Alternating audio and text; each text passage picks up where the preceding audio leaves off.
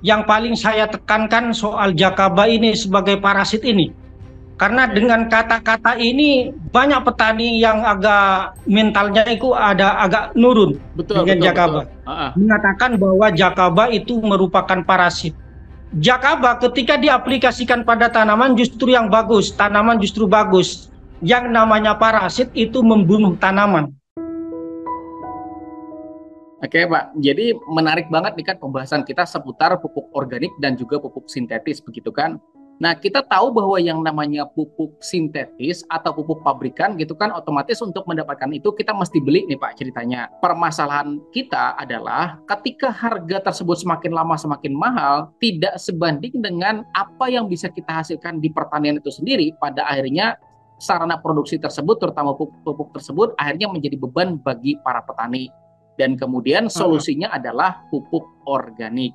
Dan mungkin masih jadi pertanyaan semua orang begitu, apakah mungkin pupuk organik tersebut bisa mensubstitusi atau menggantikan peran dari pupuk sintetis begitu Pak? Nah, itu pertanyaan saya. Kira-kira gimana tuh Pak? Pupuk organik itu bisa menggantikan pupuk kimia. Cuman pertanyaannya ini ada pada lamanya kita berorganik. Maksudnya, kalau hanya baru sekitar 1-2 bulan atau 6 bulan baru memulai organik, secara otomatis lahan itu masih belum siap. Artinya, unsur hara di dalam tanah itu belum cukup untuk meninggalkan pupuk kimia. Kalau ditanya soal bisanya tidak bisanya, ya jelas Hmm. bisa. Cuman pertanyaannya bisanya itu kapan? Kan seperti itu. Ya, bisanya ketika kita selalu menggunakan organik, tiap kali tanam kita menggunakan organik, secara berangsur-angsur kesuburan lahan itu akan terpenuhi dan itulah saatnya kita bisa menggantikan pupuk kimia dengan menggunakan organik seperti itu. Oke, berarti ceritanya nggak bisa ya kita mengharap hasil yang instan begitu ya? Jelas, itu sudah bukan rahasia umum lagi. Yang namanya organik itu bukan produk instan, beda dengan pupuk kimia. Karena pupuk kimia itu kan dari zat yang sudah diekstrak. Artinya unsur-unsur lain dihilangkan, sementara unsur apa yang dibutuhkan. Misalnya pabrikan mau membutuhkan nitrogen, ya cuma nitrogen yang dihasilkan, sementara unsur-unsur yang lain itu dihilangkan kan seperti itu. Itulah bedanya antara organik dengan sintetis kan seperti itu. Ya, Hmm. kalau organik, kalau misalnya kita yang dibutuhkan unsur nitrogen, itu kepastian pasti antara K dan EP akan tetap masuk. Lalu memungkinkan nggak kita membuat pupuk organik? Kita kasih contoh nih, Jakaba misalnya. Memungkinkan nggak Jakaba atau pupuk organik yang kita hasilkan itu bisa sekuat pupuk kimia, Pak? Soal Jakaba, saya kan sudah sering sekali mengadakan uji efektivitas. Artinya betul-betul uji murni menggunakan Jakaba, tidak menggunakan organik-organik lain. Mm-mm. Itu saya coba di tanaman padi, itu sudah beberapa kali berhasil. Artinya tanpa menggunakan pupuk kimia, tanpa menggunakan pupuk organik yang lain, bisa menghasilkan padi yang bagus seperti itu. Bahkan kemarin saya diuji coba bersama penyuluh pertanian di sini yang didampingi oleh POPT, itu sampai dalam satu hektar bisa keluar sampai 8 sampai 7 ton seperti itu. Itu murni menggunakan Jakaba. Itu kan sekaligus menjawab dari pertanyaan tadi, Mm-mm. bisakah organik menggantikan pupuk kimia? Ya jelas bisa. Seperti kenapa? Karena saya berorganik sudah lama. Oke. Seperti itu. Lalu mungkin yang jadi pertanyaan gitu kan dari sebagian orang yang mungkin gagal dalam menggunakan pupuk organik, dalam tanda kutip Pak ya, gagal itu dalam arti mereka belum mendapatkan sesuatu yang mereka inginkan dari berorganik, dalam catatan mungkin baru aja menggunakan organik begitu. Lalu Betul. bagaimana sih cara kita untuk bisa mengaplikasikan suatu pupuk organik? Apakah ada standar-standar tertentu atau misal nilai ppm tertentu atau kondisi mikroba dengan nilai tertentu, atau bagaimana untuk menentukan dosis organik yang tepat untuk tanaman kita, Pak? Kalau soal dosis-dosis tertentu, saya contohkan Jakaba saja. Saya menggunakan dosis-dosis standar yaitu 400 ml per tangki untuk nyepray. Sementara untuk dosis-dosis standar yaitu 1:10, artinya 1 liter Jakaba 10 liter air biasa untuk ngocor. Itu standarnya. Cuman karena kita sebagai petani itu luas, terutama Indonesia, mungkin ada perbedaan antara Jawa dan Pulau Sumatera atau Pulau Kalimantan. Mungkin ini yang membedakan. Jadi standar saya yang 400 ml itu bisa berubah di Kalimantan. Mungkin seperti itu. Artinya kalau soal dosis, itu yang paling tahu adalah pelakunya sendiri. Nah, misalnya menggunakan dosis yang dimulai dari dosis kecil dulu sampai ketemu dosis mana yang cocok untuk lahan kita. Memang sulit untuk bertanya langsung walaupun saya sebagai penemu Jakaba, misalnya, Abah, dosis Jakaba standarnya berapa? Ya menurut saya standarnya ya dalam 400 ml per tangki. Itu kan standar. Kan waktu dan wilayah ini yang membedakan kadang seperti itu. Dan juga tanaman juga berbeda antara jagung, dosisnya padi, dan dosisnya tanaman-tanaman horti yang lain. Kan itu yang membedakan. Kan begini, ya untuk kita agar bisa menyamakan suatu persepsi Pak ya, dalam arti kan apa yang Abah buat mungkin juga akan sama dengan yang saya buat ketika mungkin ada yang namanya standarisasi mungkin seperti itu ya, dalam arti standarisasi bahan yang akan kita gunakan. Yang Abah sendiri gunakan dalam pembuatan Jakabanya itu mungkin bahan-bahannya apa aja dan dosis yang digunakan seperti apa dan cara pembuatannya seperti apa nih supaya semuanya ini kan sama bisa membuat hampir mirip-mirip dengan yang Anda buat gitu. Untuk pembuatan Jakaba, saya menggunakan sistem 1:10. Artinya 1 kilo Jakaba, 1 kilo dedak. Saya kan sering menggunakan dedak. Karena dedak itu paling gampang untuk dijadikan media tumbuhnya Jakaba. Sebentar Pak, pasti akan ada pertanyaan, dedak itu apa Pak? Dedak itu kan hasil dari penggilingan padi itu yang halus. Itu kan yang dinamakan dedak. Kalau istilah bahasa Madura itu padi itu bahasa Madura. Ya bisa juga menggunakan air leri atau air cucian beras, kan itu kan sama-sama mengandung karbohidrat. Betul. Itu karena yang kita bicara adalah dedak, saya menggunakan 1 kilo banding 10 liter. Itu standarnya seperti itu. Artinya kalau misalnya membuat katakanlah 100 liter, kita menggunakan 10 kilo seperti itu. Itu standar pembuatan. Kalau soal dosis sudah saya terangkan tadi, dosis standar adalah 400 ml per tangki spray. Sementara untuk ngocor 1:10 seperti itu. Lalu apakah bahannya cuma dedak aja atau ada tambahan lain nggak? Nah, kalau soal tambahan lain, itu memang seperti itu, saya membuatnya cuma menggunakan dedak dok. Terkecuali ada kepentingan-kepentingan yang lain seperti itu. Kan begini juga toh, yang namanya Jakaba kan singkatannya jamur keberuntungan abadi. Apakah kita hanya bergantung pada faktor keberuntungan atau ada trik-trik khusus nih supaya kita berhasil bikin Jakaba?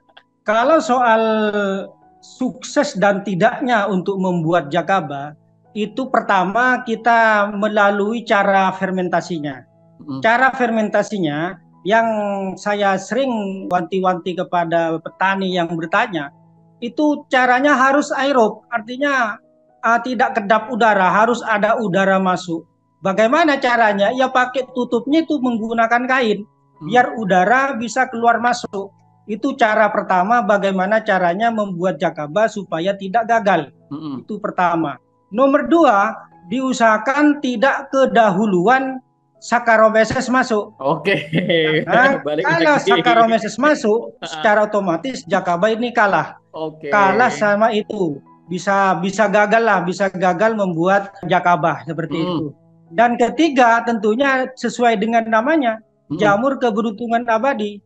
Ya tergantung keberuntungan, walaupun semua dilakukan antara menggunakan cara-cara aerob dan sudah bisa menanggulangi tidak kedahuluan Saccharomyces, karena keberuntungan itu juga sangat membantu, sangat menentukan seperti itu. Berarti kan kita ini kan gimana caranya supaya nggak keduluan sama Saccharomyces ini ceritanya. Ada trik-trik khusus nggak atau masih cepat atau kayak gimana sih supaya jangan keduluan Saccharomyces, Pak? Nah, salah satu caranya ya seperti itu. Caranya menggunakan cara-cara aerob. Artinya ada udara keluar masuk. Itu cara utama. Mm. Sedangkan cara-cara anaerob itu kadang kedahuluan Saccharomyces Oke, Mas. artinya jangan sampai ketutup 100% nih ceritanya, harus ada udara yang bisa keluar masuk begitu. Kalau fermentasinya dengan cara anaerob, secara otomatis Saccharomyces ini akan cepat berkembang, seperti itu. Lalu kemudian nih, tadi kan kita bicara soal bahan yang digunakan adalah dedak padi ini ceritanya. Yang kita gunakan 1:10 dengan air. Lalu setelah kita jadi, kemudian kita menghasilkan yang namanya jakaba, apakah Abah sendiri sudah pernah melakukan pengetesan, terutama pengetesan entah itu lab resmi atau lab sederhana, unsur-unsur hara apa sih sebenarnya yang terkandung dari jakaba yang dihasilkan dengan menggunakan bahan baku dari dedak padi tersebut? Yang saya lakukan dulu pernah uji jakaba itu memang kandungan unsurnya adalah NPK. Cuman yang dominan itu adalah N dan P, sementara K-nya itu kurang. Seperti itu yang pernah saya lakukan dulu.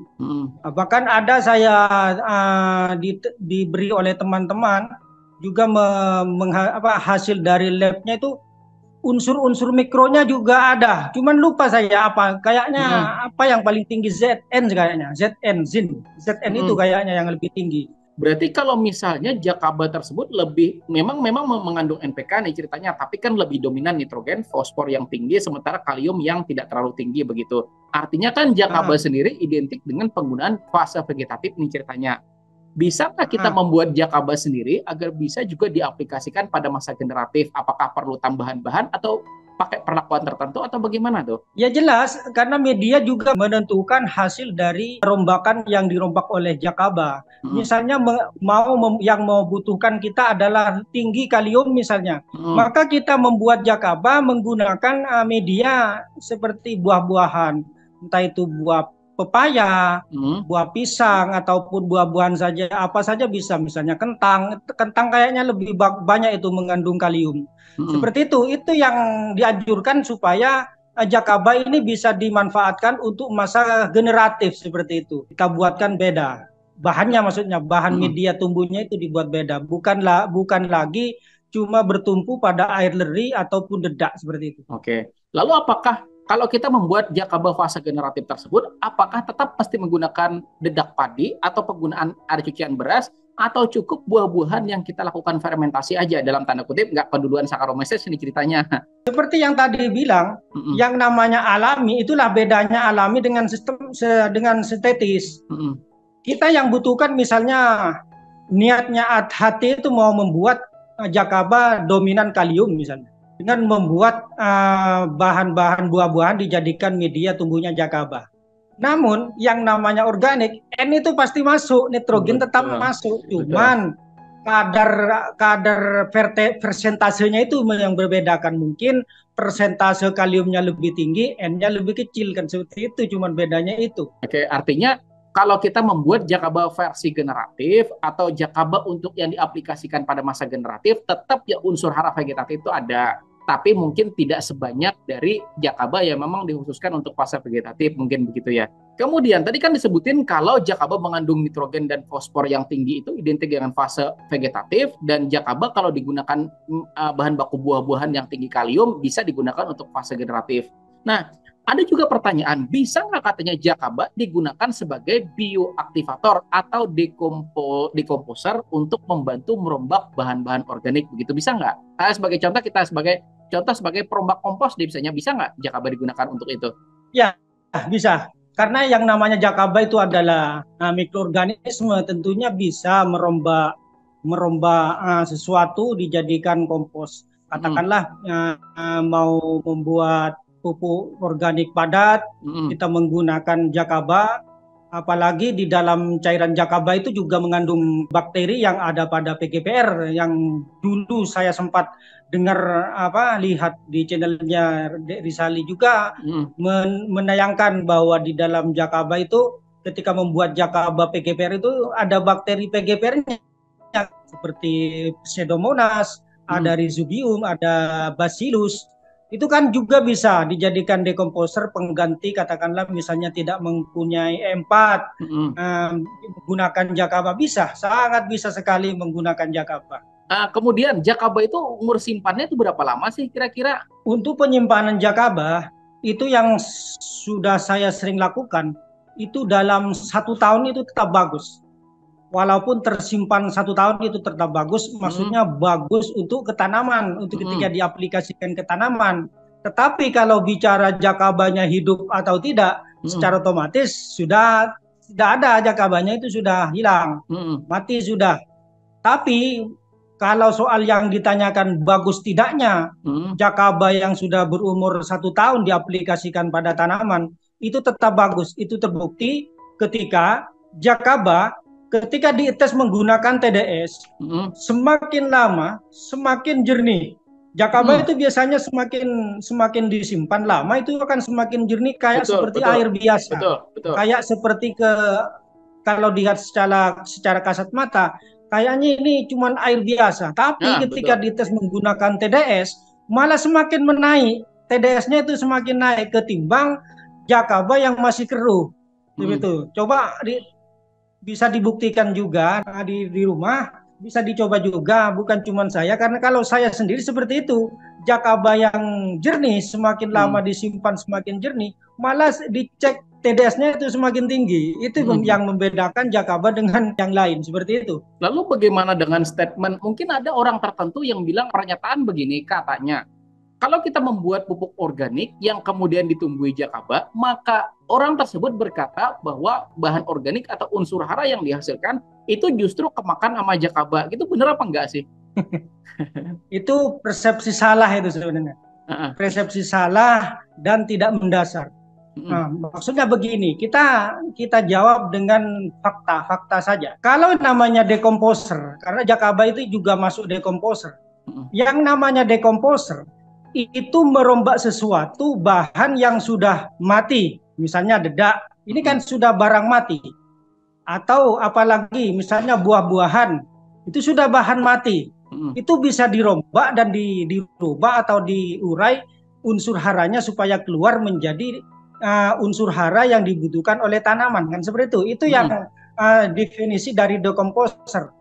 Sementara kalau menganggap jakaba itu bisa memakan unsur hara di dalam tanaman, itu kan sama halnya menganggap bahwa jakaba itu adalah parasit. Iya. Iya kan? Kalau parasit, jakaba misalnya dispraykan kepada tanaman hidup, maka yang namanya parasit, secara otomatis tanamannya itu akan mati, akan dimakan oleh jakaba. Seperti itu. Tapi kenyataannya justru tanaman ketika diaplikasikan tanaman, diaplikasikan jakaba malah tambah bagus. Beda antara parasit dan dekomposer, itu beda. Nah, jakaba yang masuk dekomposer justru yang dirombak adalah bahan matinya. Banyak saya pernah ketemu dulu, kalau tidak keliru tahun 2020 kayaknya, ada di dalam suatu grup menampilkan tanaman yang mati ditumbuhi jakaba. Itu kan niatnya dia kan mau menjatuhkan jakaba.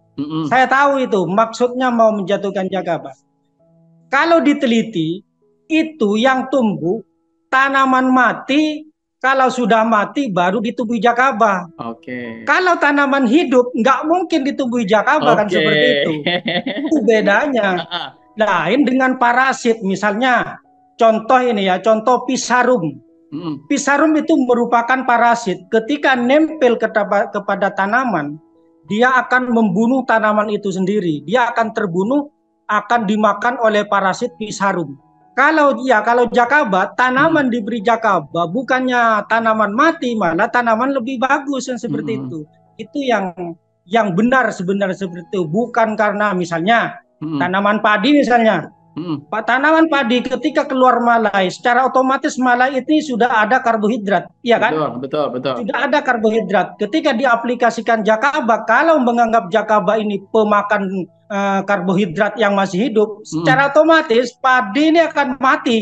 Artinya gabuk. Padi ini tidak akan merunduk karena karbohidratnya sudah dimakan jakaba. Kenyataannya tidak. Berarti jakaba itu yang dimaksud pemakan dari karbohidrat ataupun selulosa, itu ketika tanaman Udah mati. atau bahan itu sudah berupa mati. Betul. Kalau hidup tidak seperti itu. Itu salah persepsi itu. Menganggap Jakaba bahwa Jakaba itu parasit itu tidak ada di kamus di Jakaba itu tidak ada. Oke. Kemudian dalam pengaplikasian Jakaba itu sendiri boleh nggak dicampurkan entah itu pupuk sintetis atau bagaimana untuk bisa menambah kandungan unsur haranya? Apakah Jakaba itu sendiri masih bisa bertahan dengan pupuk sintetis atau bagaimana tuh? Ketika mau aplikasi Jakaba, entah misalnya mau dikocorkan ke lahan dicampur dengan pupuk kimia sintetis, itu tidak apa-apa, justru malah tambah bagus. Ketika sintetis itu pupuk misalnya seperti NPK, itu kan akan terbantu cara penguraiannya oleh Jakaba. Sehingga mempercepat untuk penyerapan. Artinya cepat diserap oleh tanaman karena bantuan dari mikroorganisme yang ada pada Jakaba. Artinya sangat bagus sekali ketika dicampur dengan pupuk kimia sintetis. Apalagi misalnya menggunakan cara-cara nyepray. Dicampur dengan POC yang lain juga nggak apa-apa. Tidak ada istilah saling meniadakan. Lalu bagaimana kalau dengan pestisida? Nah, kalau untuk pestisida kimia misalnya memang banyak sekali pertanyaan-pertanyaan seperti itu. Sebenarnya kalau kita bicara unsur hara yang ada pada Jakaba yang sudah selesai fermentasi dengan Jakaba, itu kan unsur hara sudah terbentuk. Artinya tidak akan rusak oleh adanya pestisida kimia. Apalagi Jakaba satu-satunya mikroorganisme atau satu-satunya POC. Ketika diuji coba atau diuji mikroskop, dia bakterinya tidak mati kan kemarin kan. Kali kan sudah kemarin sudah uji bahwa Jakaba mikroorganisme atau bakteri yang ada pada Jakaba ketika dicampur dengan pestisida, bahkan kemarin pernah saya lihat di channelnya. Nah, itu satu bukti jawaban bahwa Jakaba itu tidak akan rusak, tidak akan saling meniadakanlah antara unsur yang ada pada Jakaba dan juga unsur dari pestisida itu sendiri, seperti itu. Lalu kemudian kan di antara sahabat tani yang lain juga ada kan yang pernah kejadian katanya air Jakaba justru berubah jadi merah. Nah, pernah nggak ngalamin kayak gitu juga? Sering sekali menggunakan artinya Jakaba yang sudah diambil cairannya ketika ditaruh di tempat, bahkan ketika kena sinar matahari justru berubah menjadi merah. Saya beranggapan itu ada semacam terkontaminasi yang namanya bakteri merah seperti Rhodobacter. Karena yang namanya Jakaba itu bisa toleran dengan bakteri apapun, sementara dia akan menjadi antagonis bagi bakteri-bakteri yang merugikan ataupun jamur yang merugikan, seperti itu. Bisa jadi itu adalah bakteri merah ataupun PSB lah katakan sekarang kan umumnya PSB, fotosintesis bakteria. Mungkin itu ada salah satu bakterinya sehingga dia berkembang ketika dijemur. Karena yang namanya PSB itu memang sinar matahari ataupun ultraviolet itu kan jadi ditangkap oleh bakteri seperti Rhodobacter seperti itu. Makanya berubah menjadi merah. Kemudian nih ada yang menarik. Tadi kan di awal-awal bahan baku standar dari Jakaba itu kan air cucian beras atau dedak padi nih ceritanya. Sementara ada yang berpendapat begitu bahwa air cucian beras itu bukan pupuk katanya. Setuju nggak kira-kira? Mungkin kurang ngopi. Nah, yang namanya air leri ataupun dedak, di sana kan ada karbohidrat, juga ada vitamin B, ada vitamin B6, B12. Ini salah satu seperti vitamin B6, B12 ini adalah cikal bakal dari unsur-unsur yang dijadikan seperti auksin dan sitokinin itu kan adanya dari itu.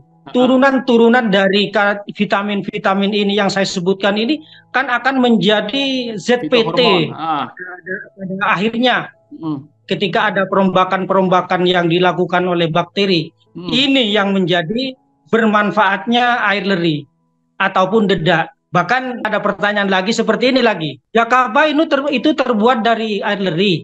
sebenarnya air leri itu sudah bagus ke tanaman. Ada yang bilang juga seperti itu. Kenapa kok pakai jakaba-jakabaan? Betul, betul. Yang jelas beda. Itu sudah saya uji coba sebenarnya. Antara air leri itu yang dengan air leri yang ditumbuhi jakaba itu sangat beda. Oke. Ke tanaman maksudnya, ke tanaman itu sangat beda. Kalau sama-sama misalnya air leri saja juga sebagai pupuk misalnya, tanpa menggunakan jakaba, apa susahnya pakai jakaba? Ya, mending pakai, tidak perlu pakai jakaba. Nah, karena air leri yang ditumbuhi jakaba ini tambah bagus ketimbang hanya air leri tok, maka ini yang saya anjurkan kepada teman-teman seperti itu. Tapi ini dari pertanyaan Pak Rizali ini tadi, bahwa air leri bukan pupuk, sangat jauh ini. Orang mengatakan air leri ini justru bagus tanpa campuran apapun bagus, kok malah ini pertanyaannya bukan pupuk katanya. Mungkin apa bukan petani organik atau gimana, saya nggak paham orang itu yang bertanya seperti itu. Sebelum kita tutup, boleh nggak sedikit saran atau masukan-masukan buat para sahabat tani semuanya? Yang saya buat saran bagi para petani, yang paling saya tekankan soal jakaba ini sebagai parasit ini. Karena dengan kata-kata ini banyak petani yang agak mentalnya itu agak nurun dengan jakaba. Mengatakan bahwa jakaba itu merupakan parasit. Karena yang namanya parasit, kembali lagi yang saya sebutkan tadi, yang namanya parasit itu membunuh tanaman. Betul. Jadi kandungan unsur-unsur seperti karbohidrat ataupun selulosa pada tanaman, ketika di-spray menggunakan jakaba, kalau menganggap jakaba adalah parasit, tentunya tanaman ini akan mati. Betul. Itu yang perlu jadi catatan. Tetapi jakaba ketika diaplikasikan pada tanaman justru yang bagus, tanaman justru bagus. Tetapi kalau kandungan-kandungan seperti selulosa ataupun karbohidrat yang sifatnya sudah menjadi bahan mati, misalnya dedak, ada misalnya kayu mati misalnya, kayu mati dimasukkan ke dalam fermentasi jakaba, tentunya dia akan ditumbuhi dengan jakaba. Itu yang perlu ditekankan dan perlu digarisbawahi, bahwa antara dekomposer dengan parasit itu beda.